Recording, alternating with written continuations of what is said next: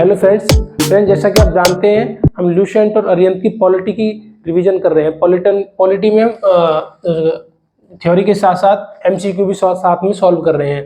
तो last time हमने किया था सोर्स ऑफ द कॉन्स्टिट्यूशन, उसके 10 इंपोर्टेंट क्वेश्चंस हमने किए थे। और आज हमने प्रीएम्बल में जितने भी क्वेश्चंस लगभग लास्ट ईयर्स में आए हैं उनको असेंबल किया है 5 से 10 क्वेश्चंस के बीच में। उसी में सारी चीजें हम आज डिस्कस करने वाले हैं। तो फर्स्ट क्वेश्चन बनता है, is preamble on enforceable in court of law. देखिए, कोर्ट ऑफ लॉ में क्या प्रीएम्बल को एनफोर्स किया जा सकता है? क्या आप कोर्ट में जा सकते हैं क्या ये बोल के कि प्रीएम्बल में सोशलिस्ट लिखा हुआ है, तो प्रीएम्बल में सेक्युलर लिखा हुआ है, प्रीएम्बल में सॉवरेन लिखा हुआ है, डेमोक्रेटिक लिखा हुआ है, क्या आप इन वर्ड्स को लेकर किसी भी चीज में कोई भी चीज क्लेम कर सकते हो? नहीं कर सकते। ये आपका क्योंकि प्रीएम्बल सिर्फ आपके ऑब्जेक्टिव को शो करता है। ठीक है, ऑब्जेक्टिव उसका क्या है वो चीज को आपको दिखाता है। ठीक है, तो इसको आप कोर्ट में एनफोर्स नहीं कर सकते। जैसे कि डीपीएसपी है, directive principles of state policy, उनको भी आप कोर्ट में एनफोर्स नहीं कर सकते। सेकंड है आपका 42nd amendment 1976 included in the preamble. 42nd amendment हुआ था 1976 में, तो उसमें प्रीएम्बल में कुछ चेंज किया था, अमेंडमेंट किया था। उस अमेंडमेंट में 3 वर्ड्स नए ऐड किए गए थे। वो 3 वर्ड्स क्या है? ये क्वेश्चन बार बार रिपीट होता है। वो 3 वर्ड्स है सोशलिस्ट, सेक्युलर एंड इंटीग्रिटी। ठीक है, अब देखिए सोशलिस्ट का मीनिंग क्या है? सोशलिस्ट का मीनिंग है एज ए वेलफेयर नेशन। आप इसको कम्युनिस्ट फिलोसफी से मैच करने की कोशिश मत कीजिए। कम्युनिस्ट अलग चीज है, सोशलिस्ट अलग चीज है। ये एक्चुअली गांधी जी का और नेहरू जी का ब्रेन चाइल्ड था सोशलिस्ट। इसका मतलब क्या होता है कि जो आपके मीन्स ऑफ द प्रोडक्शन है उसका कंट्रोल स्टेट या फिर गवर्नमेंट के हाथ में रहता है। मतलब वो ही सारी चीज को कंट्रोल करते हैं, एज ए पब्लिक ऑनरशिप उनकी रहती है। प्राइवेट इंस्टीट्यूशन में क्या होता है? प्राइवेट में सारा कंट्रोल प्राइवेट पर्सन के हाथ में रहता है। उदाहरण के लिए अंबानी और अडानी। और सोशलिस्ट का उदाहरण क्या हो गया?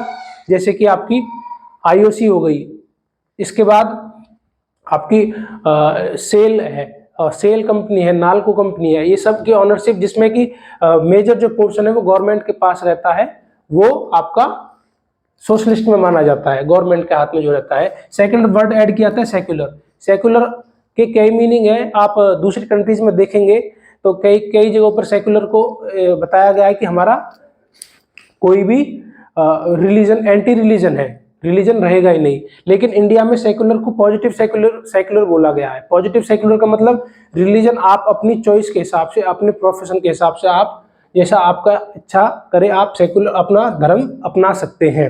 ठीक है, इसमें आपके पास कोई भी पाबंदी किसी प्रकार की नहीं है और एज ए स्टेट इंडिया का कोई भी रिलीजन नहीं है। ठीक है, इसके बाद है इंटीग्रिटी। इंटीग्रिटी का मतलब क्या है? Being honest, being quality of being honest, ईमानदारी के साथ सारे काम को करना और मॉरल प्रिंसिपल्स, नैतिकता के आधार पर सारी चीजों को करना।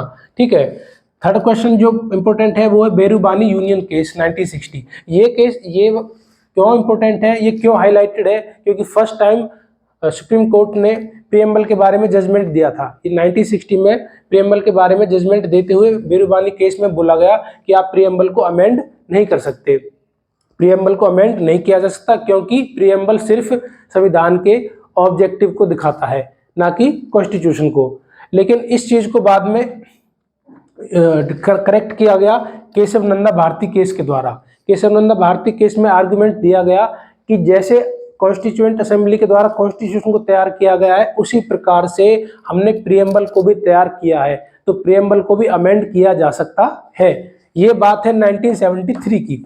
1973 में ये जजमेंट आने के बाद 1976 में आप ये इस क्वेश्चन में हमने डिस्कस किया, 1976 में चेंज भी किया गया था।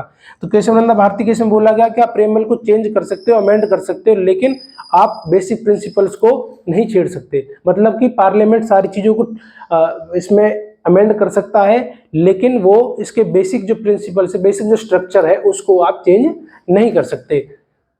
फिफ्थ पॉइंट आपका फिफ्थ क्वेश्चन बनेगा, preamble adopted on 22 January 1947। Direct question है। सिक्स्थ है, objective resolution proposed by the Pandit Nehru ultimately became preamble. ये ऑब्जेक्टिव रिजोल्यूशन जो था इसको पंडित नेहरू जी के द्वारा मूव करा गया था 30 दिसंबर 1946 को। अल्टीमेटली बाद में ऑब्जेक्टिव रिजोल्यूशन को ही प्रीएम्बल अडॉप्ट किया गया, कब? 22 जनवरी 1947 को।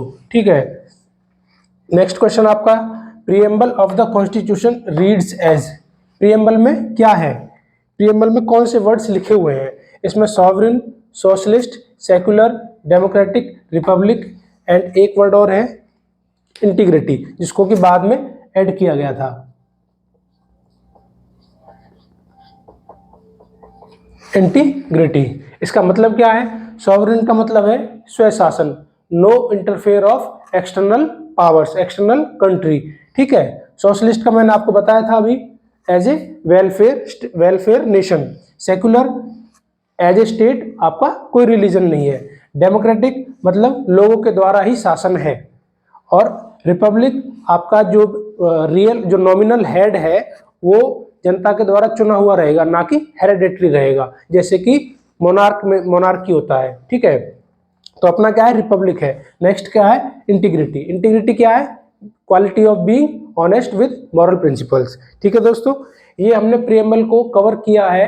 प्रीएम्बल में जितने भी क्वेश्चंस हैं सब इसी में से ही निकाल के आपके और भी क्वेश्चंस बन जाएंगे, लेकिन आप इन क्वेश्चंस को कीजिए, इसके साथ साथ थ्योरी को रिवाइज कीजिए। ठीक है दोस्तों, मिलते हैं नेक्स्ट क्लास में।